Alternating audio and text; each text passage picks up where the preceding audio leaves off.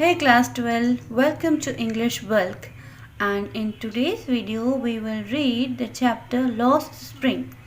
और Lost Spring जो lesson है वो उसमें जो राइटर है एनीस जंग, वो यहाँ पे दो कहानियाँ हमसे शेयर कर रही हैं जो बहुत ही पुअर फैमिली से जो दो बच्चे हैं उनकी कहानी है। इसमें जो पहली कहानी है वो है साहिब आलम की और दूसरी कहानी है मुकेश। अब पहले हम बात करते हैं जो पहली कहानी इसमें दी हुई है लॉस्ट स्प्रिंग में। लॉस्ट स्प्रिंग सबसे पहले इसका नाम क्यों पड़ा, क्योंकि ये ऐसी जगह है जहाँ पे स्प्रिंग जा चुका है। स्प्रिंग मतलब बसंत का जो मौसम होता है जिसमें फूल खिलते हैं, ऐसी दो जगह इसमें बताई है जहाँ पे कि खुशी है ही नहीं, सिर्फ तकलीफ़ें हैं लोगों के जीवन में। तो फर्स्ट स्टोरी जो है वो है सीमापुरी की। सीमापुरी जो है यहाँ लोकेटेड है इस जगह पे, दिल्ली से थोड़ा सा दूर। लेकिन यहाँ पर क्या है, यहाँ पर रैग पिकर्स रहते हैं। रैग पिकर्स क्या करते हैं, कचरे के ढेर में से कुछ प्लास्टिक का सामान या ऐसा सामान जिसको रिसाइकल कर सके, ऐसा सामान कचरे के ढेर में से ढूंढते हैं और उसको ले जाके जहाँ वो रिसाइकल हो वहाँ पर दे देते हैं। तो इसी तरह का एक ग्रुप है, छोटे छोटे बच्चे हैं, बिना चप्पल के घूमते रहते हैं बेयरफुट। अब उनमें एक बच्चा है जिसका नाम है साहिब। उस साहिब से जब लेखिका पहली बार मिलती है तो वो उसमें कुछ ढूंढ रहा होता है। यहाँ से हमारी स्टोरी स्टार्ट होती है। तो वो कुछ ढूंढ रहा होता है और उसको राइटर कहती है, व्हाट आर यू सर्चिंग, क्या ढूंढ रहे हो। यहाँ नहीं लिखा है, सीधा उसके आंसर से स्टार्ट होता है। Sometimes I found a rupee in garbage. कभी कभी पता है कचरे में 1 रुपया मिल जाता है। तो जो साहिब है वो उस कचरे के ढेर में इस आशा से ढूंढ रहा है कि उसको कहीं कुछ 1-2 रुपये मिल जाए। Y do you do this. अब यहाँ पर जो लेखिका है इनीस जंग ये पूछ रही है, ये तुम ऐसा क्यों करते हो। I ask Sahib whom I encounter। अब आई यहाँ पे कौन है, ये राइटर इनीस जंग, ठीक है। I ask Sahib whom I encounter every morning scrounging for gold in the garbage dumps of my neighborhood। Sahib left his home long ago, set amidst the green fields of Dhaka. His home is not even a distant memory. There were many storms that swept away their fields and homes. His mother tells him that's why they left looking for gold in the big city where he now lives. अब इसको समझते हैं। यहाँ पे थोड़ा सा साहिब के बारे में हमको जो राइटर हैं उन्होंने बताया है। Y do you do this, तुम ऐसा क्यों करते हो, इस कचरे में हाथ क्यों डालते हो। मैंने साहिब से पूछा, जिसको कि मैं रोज़ एनकाउंटर मतलब मेरा उससे आमना सामना होता है, मैं उससे रोज़ मिलती हूँ, देखती हूँ मतलब उसको। Every morning scrounging the gold in the garbage. इसके लिए जो गार्बेज है वो गोल्ड की तरह है, ठीक है। ये हम बार बार ये चीज़ सुनेंगे इसमें लेसन में कि इन लोगों के लिए रैग पिकर है। अच्छा, साहिब एक रैग पिकर है। रैग पिकर मतलब बड़ा सा बोरा लेकर आता है और उसमें कचरे में से प्लास्टिक वगैरह निकाल लेते हैं, है ना। प्लास्टिक अलग कर देते हैं, लोहा अलग कर देते हैं, ऐसे। तो so every day he just search gold in the dumps. Sahib left his home. Sahib की मम्मी ने उसको बताया था कि हम हमेशा से ऐसे रैग पिकर्स नहीं थे। Left is home long ago, कई साल पहले ये लोग ढाका में रहते थे और ढाका में एक बार कभी बाढ़ आई तो उस वजह से इनका जो घर था वो बह गया। तो साहिब को तो अपना घर याद भी नहीं है, उसकी मेमोरी में बहुत डिस्टेंट है, वो है ही नहीं मेमोरी में उसकी। देयर वर मैनी स्टॉर्म्स, कई ऐसे जो हैं ऐसे तूफान आए जिसकी वजह से स्वेप्ट हो गए उनके घर और उनकी फील्ड, उनके खेत और घर जो है वो ख़त्म हो गए। हिज मदर, ये बात उसको उसकी माँ ने बताई थी। दैट्स वाई दे लेफ्ट, इसलिए उन्होंने वो जगह छोड़ दी क्योंकि वो वहाँ पे भूखे मरने की नौबत आ गई थी। वो वहाँ से सीमापुरी में आकर रहने लग गए। Looking for gold in the big city, उन्होंने सोचा शायद बिग सिटी में ये जो उनका है खाना मिल जाए। यहाँ पे गोल्ड का मतलब क्या है कि मतलब उनका पेट भर जाए ना। I have nothing else to do, he mutters looking away. अब ये किसका आंसर दे रहा है, इसका। Why do you do this, इसका आंसर दे रहा है। ठीक है, क्या कह रहा है, मेरे पास और कोई काम नहीं है। ही मटर्स, मटर्स मतलब ऐसे ही बड़बड़ाते हुए बोला, धीरे से बोला। लुकिंग अवे, और कहीं देखता हुआ। गो टू स्कूल आई से, आई कौन है यहाँ पे, इनीस जंग। वो कहती हैं स्कूल जाओ ना। आई से ग्लिबली, ग्लिबली मतलब बोल तो दिया स्कूल जाओ, लेकिन वो जानती थी कि ये बात उसके कोई काम की नहीं है। Realising immediately how hollow the advice must be, जैसे ही उसने खुद ने कहा कि स्कूल जाओ भाई, तुम्हारी उम्र तो स्कूल जाने की है, लेकिन ये बात बोलते बोलते उसको समझ में आ गया, लेखिका को, कि ये कितनी फालतू और खाली है इसके लिए ये एडवाइस। कौन सी एडवाइस, स्कूल जाने की। There is no school in my neighbourhood, when they build one I will go. यहाँ पे आई कौन है, साहिब। साहिब कहता है कि मेरे घर के पास कोई स्कूल नहीं है, जब कभी बन जाएगी तब मैं जाऊँगा। If I start a school, will you come? I asked half joking. Annie's जंग अब कहती है अगर मैं स्कूल स्टार्ट करूं तो तुम आओगे मेरे स्कूल में? Yes, he says smiling broadly. वो बहुत बड़ा सा, बड़ी वाली स्माइल करता है ना, पूरे जो अपने मुंह को फैला के, ब्रॉड स्माइल, बहुत बड़ी सी स्माइल करके कहता है हाँ yes. A few days later I see him running up. तो ये बात यहाँ ख़त्म हो गई।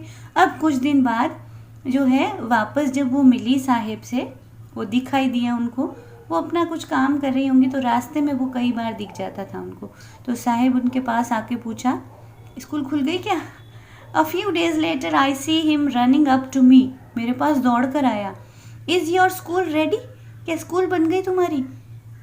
अब वो बात याद आई, it takes longer to build a school. तो राइटर कहती है टाइम लगता है बेटा स्कूल बनने में। I say impressed at having made a promise that was not meet. तो अब इस बात से उसको दुख हुआ कि उसने एक ऐसे ही बात कर दी थी, और ये बात तो बच्चे ने मन में लगा ली। वो तो सोच रहा है कि मेरे लिए स्कूल खोलेंगी, है ना। तो वो कहती कि ऐसा मैंने प्रॉमिस किया उससे जिसका कोई मतलब ही नहीं था। But promise is like mine abound in every corner of his bleak world. लेकिन इस तरह के प्रॉमिसेस जो मैंने किए, प्रॉमिसेस लाइक माइन, कई सारे हैं उसकी वर्ल्ड में, जहाँ पे कोई कॉर्नर भी जो है वो ब्लीक है, हर कॉर्नर खाली है, इसकी लाइफ में कुछ है ही नहीं बच्चे की, तो कचरा उठाता है और बस ऐसे अपना जीवन जी रहा है। After months of knowing him, him कौन है, साहिब को कई महीनों तक जानने के बाद, I ask him his name, उस बच्चे से उसका नाम पूछा, तो साहिब आलम, साहिब आलम। ही अनाउंसेस, अपना नाम बताया, बड़ा अनाउंसमेंट की तरह। He does not know what it means. उसको पता ही नहीं था कि इसका मतलब क्या होता है। If he knew its meaning, Lord of the universe, इसका मतलब क्या होता है, पूरे ब्रह्मांड का स्वामी, साहिब आलम। He would have heard hard time believe it. अगर इसको असली में मतलब पता होता अपने नाम का, तो उसको विश्वास ही नहीं होता कि ऐसे साहिब आलम है और ऐसे कचरे के ढेर को चुगता है, उसमें से चीज़ें ढूंढता है। Unaware of what his name represent, उसको पता ही नहीं उसका नाम क्या रिप्रेजेंट करता है। He roams the street with his friends, अपने फ्रेंड्स के साथ में घूमता रहता है स्ट्रीट पर। रोम मतलब बिना, रोमिंग ऐसे ही घूमते रहना बिना किसी उद्देश्य के। एन आर्मी, अब उसके फ्रेंड्स कौन है, एक आर्मी है, पूरा ग्रुप है। Of bear foot boys, bear foot जो चप्पल नहीं पहनते, नंगे पैर रहते हैं। Who appear like the morning birds, ये ऐसे इसके फ्रेंड्स हैं जो ऐसे लगता है जैसे सुबह सुबह के समय जो बर्ड्स दिखाई देते हैं। एंड डिसअपियर एट नून, और दोपहर में गायब हो जाते हैं। Over the months I have come to recognise each of them, कुछ समय बाद, 1 महीने बाद जो है लेखिका इनीस जंग ये कहती है मैं पहचानने लग गई इन बच्चों को। Why aren't you wearing chappals, एक दिन लेखिका पूछती है इन बॉयज़ को, जो बेयरफुट बॉयज़ का ग्रुप है, साहिब के जो दोस्त हैं उनको पूछती है चप्पल क्यों नहीं पहनते हो तुम? आई आस्क वन, एक से पूछा, तो वो बच्चा कहता है my mother did not bring them down from the shelf. तो ये कहता है मेरे पास चप्पल है घर पे, लेकिन मेरी मम्मी ने वो शेल्फ पे रखी हुई है, वो अलमारी में रखी हुई है, और उनको उतारती नहीं है, बहुत ऊपर है। He answers simply. Next, even if she did he will throw them off. तो दूसरा उसका दोस्त कहता है अगर इसकी मम्मी ने इसको चप्पल दे भी दी ना तो ये उनको फेंक देगा। Ads another who is wearing shoes, जिसने, एक दूसरा बच्चा बोलता है जिसने 2 अलग अलग जूते पहने होते हैं, एक पैर में 9 नंबर, एक पैर में 10 नंबर, इस तरह से कुछ। ठीक है, चलिए हम आगे चलते हैं स्टोरी में. So do not match. When I comment on it he shuffles his feet. जब उसने कहा, कमेंट किया कि ऐसे कैसे जूते पहने तुमने दोनों अलग अलग. ही शफल्स हिज फीट. अपनी फीट को ऐसे शफल करता हुआ, ऐसे डांस करता हुआ चलता आगे चला गया. उसने जवाब ही नहीं दिया. I want shoes. जितने में एक लड़का आगे कहता है मुझे शूज़ दे दो, मुझे चाहिए शूज़, मतलब कि आपके पास है तो दे दो. Says a third boy who has never owned a pair all his life. तीसरे बॉय ने कहा जिसने कभी अपनी लाइफ में जूता पहना ही नहीं था. Travelling across the country I have seen walking barefoot, children walking barefoot in the cities, on village roads. It is not the lack of money. लेखिका को अब याद आता है कि कहती है कि मैंने कई बार ऐसे बच्चों को देखा है जो बेयरफुट चलते हैं, बिना चप्पल के चलते हैं. ये ऐसा नहीं है, हमेशा पॉवर्टी ही नहीं होती है इसका रीज़न कई बार but a tradition to stay barefoot. इनको बेयरफुट ही रहना होता है, ये इनका कस्टम है, ट्रेडिशन है. Is one example, is one explanation. जब इनके पास चप्पल नहीं होती है तो ये कई बार ऐसे ही कह देते हैं कि ये तो हमारा ट्रेडिशन है, हम लोग चप्पल नहीं पहनते हैं. I wonder if this is only an excuse to explain why a perpetual state of poverty. अपनी पॉवर्टी को नहीं बताना चाहते हैं और ऐसे बोल देते हैं कि हमारा कस्टम है ये तो. I remember a story a man from ODP once told me. As a young boy he would go. अब लेखिका कहती है कि मुझे एक स्टोरी याद आती है, ODP में रहने वाले एक यंग बॉय ने मुझे सुनाई थी. To school past an old temple. एक टेम्पल के पास में से गुजरता था. Where his father was a priest. He wouldn't stop briefly the temple and pray for the pair of shoes. वो हमेशा अपने एक टेम्पल के पास में से निकलता, अपने जहाँ उसके पापा ही थे प्रीस्ट, मतलब पंडित, तो वहाँ से वो जब भी गुजरता तो हमेशा प्रे करता कि हे भगवान मुझे एक जूते की जोड़ी तो दिला दो. 30 years later, और वही बच्चा, ये कहानी कहीं सुनी थी लेखिका ने, कुछ 30 साल बाद आई विजिटेड हिज टाउन. उसके शहर में I and the temple which was now drowned in air of dissolution. In the backyard where lives a new priest. उसी टेम्पल के पास में से निकली जहाँ की सुना था कि भाई यहाँ 30 साल पहले एक बच्चा ऐसे प्रेयर करता था. अभी जो है वो मंदिर वहाँ पे है ही नहीं, धीरे धीरे ख़त्म हो गया, गायब हो गया, समय बीतता गया और वो मंदिर वहाँ है ही नहीं. उसके बैकयार्ड पे एक नया प्रीस्ट रहता है. There were red and white plastic chairs. वहाँ पे प्लास्टिक की चेयर्स है. एक young boy dressed in grey uniform, school uniform पहना हुआ, wearing socks and shoes, arrived fainting and threw his school bag on the folding bed. Looking at the boy, I remembered the prayer another boy had made to the goddess when he had finally got a pair of shoes. Let me never lose them. The goddess had granted his prayer. Young boys like the son of priest now wear shoes, but many others like the rag pickers in my neighborhood remains shoeless. अब ये story यहाँ कहाँ connect होती है? ये story ऐसे है कि ये ट्रेडिशन था कि जो पंडित हैं वो चप्पल वगैरह नहीं पहनते हैं क्योंकि मंदिर में होते हैं, मंदिर वगैरह जाते हैं ना. तो ये कहते हैं कि मुझे उस लड़के की कहानी याद आती है जो 30 साल पहले जो पंडित होते थे वो चप्पल नहीं पहना करते थे, वो खड़ाऊ वगैरह कुछ अलग सा कुछ पहनते थे. लेकिन आज के ज़माने में जो भी पंडित होते हैं तो ये ऐसे विश करती सोचती है कि जब उसने जो रोज़ अब भगवान से मांगता था कि मुझे एक पेयर चाहिए शूज़ का, जब उसको शूज़ मिल गए होंगे तो वो क्या प्रार्थना करता होगा कि मैं इनको गुम नहीं करूं, है ना. Let me never loose them, कि काश मैं इन जूतों को कभी गुम नहीं करूं. लेकिन आज के ज़माने में 30 साल बाद में जो है वो मतलब कि अब जो है वो प्रीस्ट के बेटे भी शूज़ पहनते हैं, सब कुछ पहनते हैं ना. अब ये कहानी आप सोचो कि भाई ये लेखिका 30 साल पहले भी थी क्या? नहीं, उसने ये बात सुनी थी किसी से, है ना. चलो हम आगे चलते हैं अब स्टोरी में. My acquaintance with the barefoot rag pickers. Acquaintance क्या होता है? जान पहचान, ठीक है. तो लेखिका की जो जान पहचान हो गई थी रैग पिकर से, लीड्स मी टू सीमापुरी. मुझे सीमापुरी तक ले गई। सीमापुरी एक जगह है, अब वो जान पहचान हो गई ना उनकी, तो उन्होंने कहा भाई देखती हूँ, उसको मतलब अच्छा लग रहा था उन बच्चों के बारे में जानना, और वो उनके बारे में लिख भी रही थी। तो अब ये कहती है my acquaintance with barefoot rag pickers leads me to Seemapuri, मुझे सीमापुरी तक ले आया। एक जगह थी जहाँ पे वो रहते थे। A place at the periphery of Delhi, एक ऐसी जगह जो दिल्ली के किनारे पर है, लेकिन वो yet miles away from it metaphorically, लेकिन मेटाफोरिकली एक वैसे तो पास में ही है, दिल्ली के बिल्कुल पास में ही है, लेकिन असली मायनों में वो बहुत दूर है, क्योंकि दिल्ली एक मेट्रोपॉलिटन सिटी है, सब बहुत फैशनेबल लोग रहते हैं, रिच पीपल रहते हैं। लेकिन सीमापुरी ऐसी जगह है जहाँ पे सिर्फ गरीब लोग रहते हैं, कचरा उठाने का काम करते हैं। Those who live are squatters, जो यहाँ रहते हैं वो सभी स्क्वाटर्स हैं। Who come from Bangladesh back in 1971, जो सभी बांग्लादेश से आए थे, तो उनको स्क्वाटर्स कहते हैं, रिफ्यूजीज की तरह। Sahib family is amongst them, इन्हीं में साहिब की फैमिली भी है। Seemapuri was then a wilderness, it still is, but it is no longer empty, लेकिन खाली नहीं है, बहुत लोग भरे हुए हैं।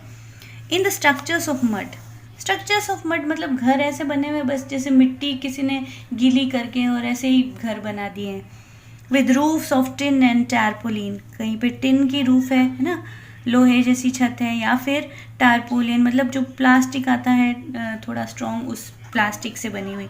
डिवॉइड ऑफ सेवेज, बिल्कुल भी सीवेज नहीं है, ड्रेनेज नहीं है, कोई नाली वगैरह कुछ नहीं है ना। रनिंग वाटर, कहीं पानी बहता रहता है। लिव 10,000 रैग पिकर्स, इतने सारे रैग पिकर्स वहाँ रहते हैं। They have lived here for more than 30 years, 30 साल पहले से यहाँ रहते हैं। विदाउट एन आइडेंटिटी, इनका कोई आइडेंटिटी कार्ड नहीं है, इनका कोई आधार कार्ड नहीं है, यहाँ लोग रहते हैं। विदाउट परमिट्स, परमिशन भी नहीं है वहाँ रहने की। बट विद राशन कार्ड्स, लेकिन राशन कार्ड इनके पास है। That get their name on the voters list, जिसकी वजह से उनका नाम जो है वोटर लिस्ट में आता है, मतलब ये लोग वोट कर सकते हैं जो 18 साल से ऊपर है। List and enable them to buy grain, और उससे वो जो राशन का जो अनाज मिलता है वो उन्हें मिल सकता है। Food is more important for survival than identity, तो यहाँ पर रहने वाले लोगों को देखकर ऐसा लगता है कि खाना ज़्यादा ज़रूरी है, आइडेंटिटी नहीं चाहिए, है ना। और लोगों को वोट ज़्यादा चाहिए, वोट चाहिए लोगों के, ठीक है, उनके लिए कुछ फ़ायदे के लिए नहीं करना है। Next, if at the end of the day we can feed, अब किसी से बात की सीमापुरी में जाके, इसने शायद साहिब की मम्मी से या पापा से बात की होगी लेखिका ने, तो वो कहते हैं if at the end of the day, अगर हम दिन के अंत में we can feed our family, हम अपने परिवार के लोगों का पेट भर सकें, and go to bed without a aching stomach, और हमारे पेट में दर्द ना हो। ये दर्द कौन सा है? भूख का दर्द है। We would rather live here than in fields, तो इससे अच्छा हम यहीं पर ही रह जाएं, बजाय कि हम वापस अपने घर जाएं या फील्ड्स में अनाज उगाएं। मतलब वो आपको बताया था ना, ढाका से थी साहिब की फैमिली, तो ये बात है। ये कहती है कि हमारा पेट भर जाता है यहाँ रहते हैं तो यही बहुत है हमारे। से a group of women in tattered sari, फटी हुई साड़ियाँ पहनी हुई कुछ औरतें थी, टैटर्ड मतलब जो फटी होती हैं, वो बोल रही थी कि हमारे पेट भर रहा है यहाँ, वही बहुत है।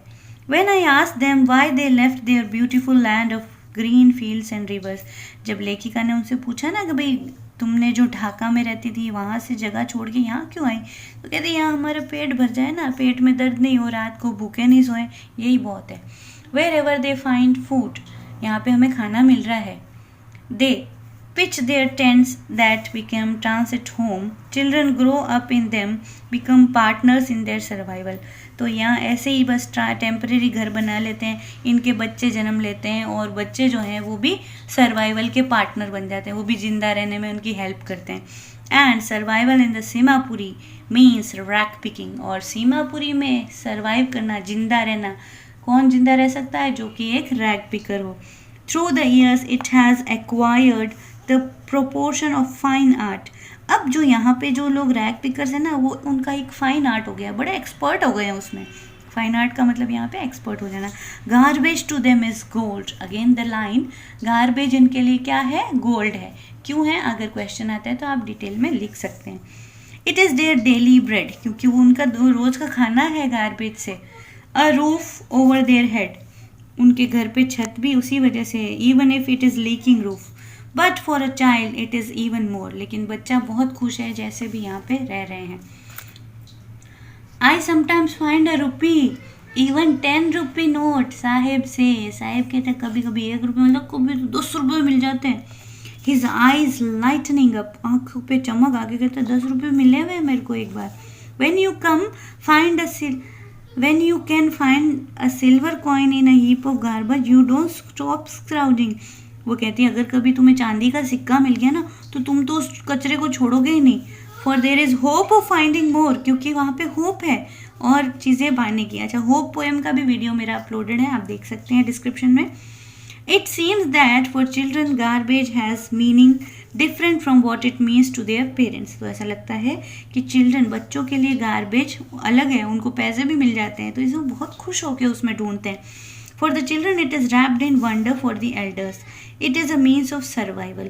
बच्चों के लिए तो ये वंडरफुल है ना, उसमें कभी पैसे भी मिल जाते हैं, और एल्डर्स के लिए वो सर्वाइवल है। एल्डर्स कैसे सर्वाइव करते हैं, इसमें जो प्लास्टिक होता है उसको अलग कर देते हैं, कांच को अलग कर देते हैं और लोहे को अलग कर देते हैं, और वो जो है ना रिसाइकलिंग में दे देते हैं, तो इनको भी कुछ पैसे मिल जाते हैं। One winter morning, I see Saheb standing by a fenced gate of the neighborhood club. अब एक दिन जब सर्दियाँ थी तो साहेब एक किसी फेंस के पास खड़ा था, एक गेट के पास खड़ा था और वो कुछ देख रहा था। Watching two young men dressed in white colour की ड्रेस पहने हुए थे, playing tennis like the game. I think he liked the game. He mummed. तो लेखिका उसके पास में से गुजरी, उसको कहा साहेब को ये गेम अच्छा लगता है। He hums मतलब वो कहता है content to watch it standing behind the fence. लेकिन वो जो फेंस बनी हुई है, वहाँ पे रेलिंग बनी हुई थी, उसके पीछे की तरफ खड़ा चुपचाप उस गेम को देखता था। I go inside when no one is around. फिर साहिब कहता है यहाँ कोई नहीं होता है ना तो मैं अंदर चला जाता हूँ। The gatekeeper let me use the swing. और यहाँ जो गेट कीपर है ना मुझे झूला खाने देता है, मुझे रोकता भी नहीं है। Saheb too is wearing tennis shoes, Saheb ने भी आज टेनिस शूज पहने हुए हैं। That look strange over his discoloured shirt, जो उसकी गंदी सी शर्ट के साथ बिल्कुल मैच नहीं कर रहे हैं। Someone gave them to me, उसको पूछा भाई शूज कहाँ से लाया, लेखिका ने पूछा इनीस जंग ने, तो कहता है किसी ने मुझे दिए। He says in the manner of explanation the fact that they are disordered shoes of some rich boy. ऐसा लग रहा था कि वो किसी पैसे वाले बच्चे के जो है छोटे हो गए शूज़ थे, वो इसको दे दिए। Who perhaps refuse to wear them because of a hole in one of them, किसी छोटा सा होल था तो शायद उसने रिफ्यूज़ कर दिया होगा, किसी रिच बॉय के शूज़ थे वो। One of them does not bother him, लेकिन वो छोटा सा होल जो है शूज़ में उसकी कोई टेंशन नहीं है साहेब को। For one who has walked barefoot, तो एक छोटा सा होल भी हो लेकिन शूज़ मिल जाए किसी बेयर फुट चलने वाले को तो उसके लिए ऐसा है जैसे उसका ड्रीम कम ट्रू, जैसे उसका सपना पूरा हो गया। But the game he is watching so intently, अब लेखिका सोचती है कि जो गेम वो देख रहा है वो जो है उसकी बहुत ऊपर है रीच से, वो उसकी पहुंच के बहुत बाहर है। जिस गेम को वो बड़ा ध्यान से देख रहा है, शायद वो भी खेलना चाहता है उस गेम को लेकिन वो नहीं देख सकता। This morning Saheb is on his way to milk booth, in his hand is steel canister. अब कुछ दिन बाद वापस साहिब दिखाई दिया और साहिब के हाथ में एक स्टील का कैनिस्टर था, मतलब एक जैसा बर्तन होता है ना जिसमें दूध लेके जाते हैं, ऐसा बर्तन था। I now work in a tea stall down the road. अब उसको पूछा भाई क्या साहिब कैसा है, तो साहिब कहते हैं अरे चाय की दुकान पे काम करता हूँ आजकल मैं। He says pointing in the distance, कुछ डिस्टेंस पर कहा। I am paid 800 rupees and all my meals, कहता है 800 रुपये मिलते हैं मुझे और मेरा खाना भी मिलता है। Does he like the job, लेखिका ने पूछा ये जॉब अच्छा लगता है तुम्हें। आई आस्क हिज फेस, कुछ करता होगा चाय की दुकान पे, बर्तन धोता होगा, दूध लाता होगा, ऐसा कुछ। His face I see has lost the carefree look. अब लेखिका कहती है जो उसके पहले जो चेहरा था जिसमें लुक था एक केयर फ्री, जब वो उसको पैसे मिल जाते थे कभी कचरे के ढेर में, वो सब नहीं है ना, अब वो लुक ही नहीं है उसके चेहरे में. The steel canister seems heavier than the plastic bag he would carry so lightly over his shoulder. ये जो स्टील का कैनिस्टर है ना, ये उसके लिए भारी है, क्योंकि साहेब है ना, उस समय जब वो कचरे में ढूंढता रहता था कुछ ना, उस समय वो अपना खुद का मास्टर था, उस समय वो सच में साहिब आलम था और वो बहुत ही खुश था उस दुनिया में. लेकिन अब वो किसी का नौकर बन गया है, किसी के यहाँ काम करता है, तो उसके चेहरे का जो केयर फ्री लुक है वो चला गया. सो द स्टील का जो कैनिस्टर है ना, वो हैवी लग रहा है उसको प्लास्टिक बैग से, क्योंकि वो गुलाम बन गया है. He would carry so lightly over his shoulder. The bag was his. वो कचरे का बैग उसका था, लेकिन कैनिस्टर उसके मास्टर का है, जो टी शॉप का ओनर है. Saheb is no longer his own master. तो आई थिंक ये लाइन आपको समझ में आ गई कि साहिब जो है वो अब अपना खुद का मास्टर नहीं रहा. ठीक है, अब बहुत बड़ा हो जाएगा वीडियो. मैं नेक्स्ट जो इसका पार्ट है, यहाँ पे मुकेश की स्टोरी स्टार्ट हो जाती है, इसका मैं सेकेंड पार्ट बनाऊंगी. I hope you all like the video and don't forget to share,